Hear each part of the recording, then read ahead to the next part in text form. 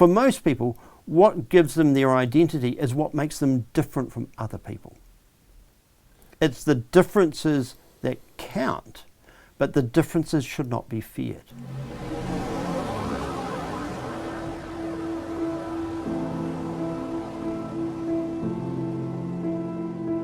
What I'm really interested in is how the internet has radically changed our society without us really thinking our way through it. It's one of the great social experiments of our time, but it's happened in such a rush that we're playing catch up with a corporation or a series of corporations that have unthought of power over our lives in ways even they are not sure that is what is happening to us. In other words, we're making it up as we go along, and a series of tragedies are occurring within that experiment, not because of it, but are being amplified and facilitated. And this is where online hate speech, the rise of terrorist groups using social media in different ways to reach new audiences and to circulate their opinions in ways that in the past would have been unimaginable. It's become a global issue whereby I can sit here in Christchurch and I can connect with a series of problematic ideas and people and conversations that might radicalise me sitting by myself over the internet in ways that in the past a police force, a government would have been able to identify but also shut down the circulation of information because it would have required hard materials, physical materials, printing presses, circulation of materials that had to be transmitted and circulated in a different way. The reach is so much greater these days, and these are the sorts of things we need to think about.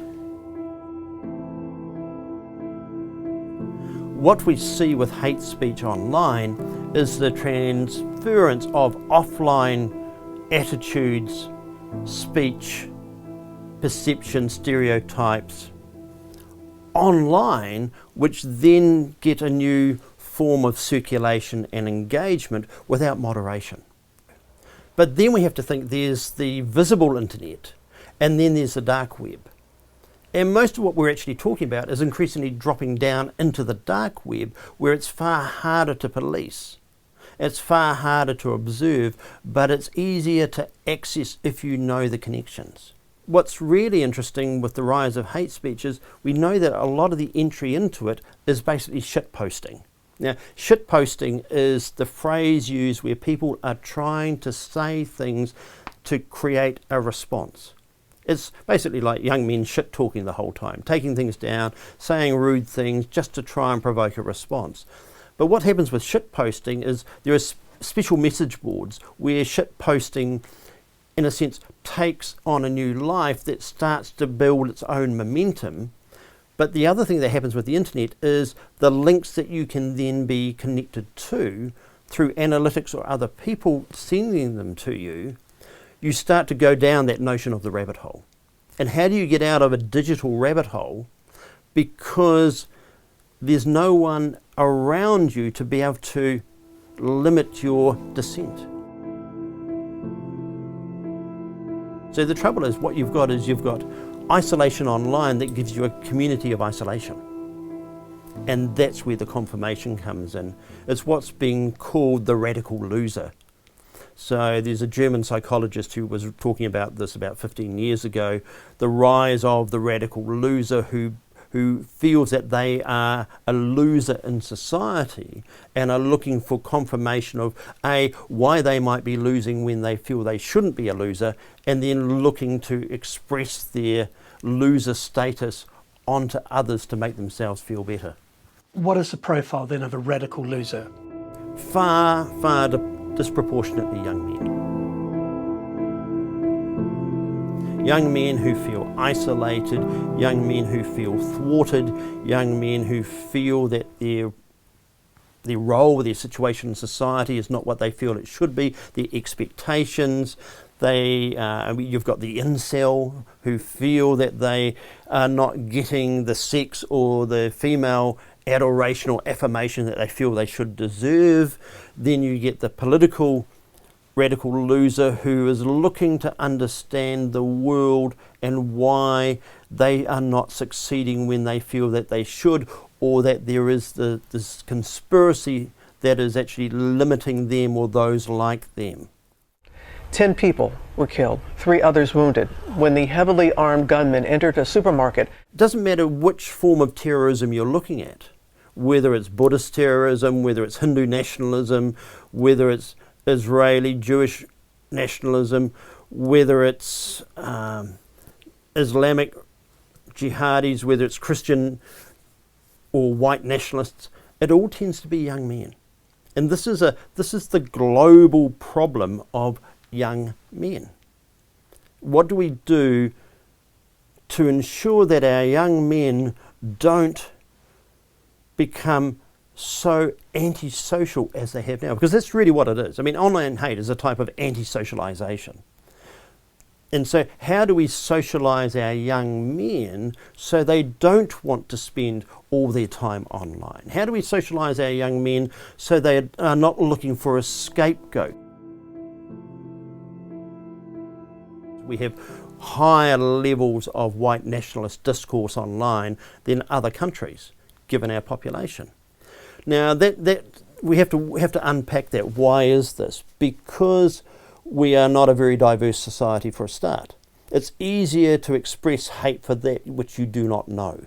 It's very easy to be a young white male and not engage with diversity, especially if you feel marginalised.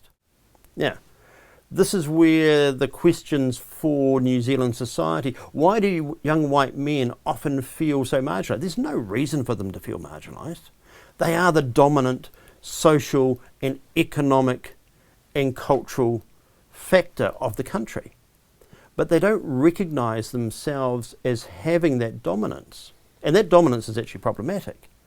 But they feel in a way that the discourse about those who are not white ignores their concerns, their possibilities. They have believed that they are going to succeed by virtue of gender and ethnicity.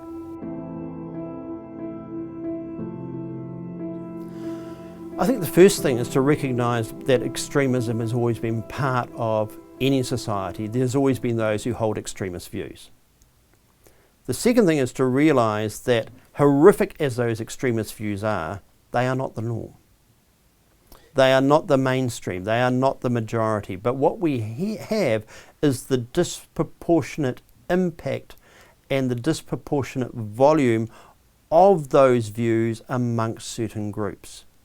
So then what we have to do is say, well, what makes people hold those extremist views? And as we've talked, it's that sense of loss, that sense of alienation, that sense of a lack of tribe, a lack of purpose, a lack of identity. That's the why, but what do we do? Go and find out who you are. Now, if we think about the Maori Renaissance, that was based on a re-engagement within Maoridom of thinking about who you are.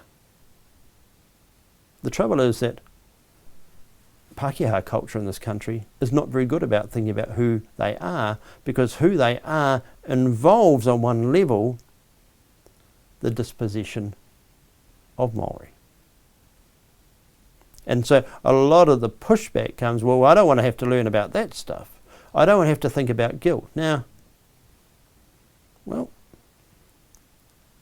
it is that question of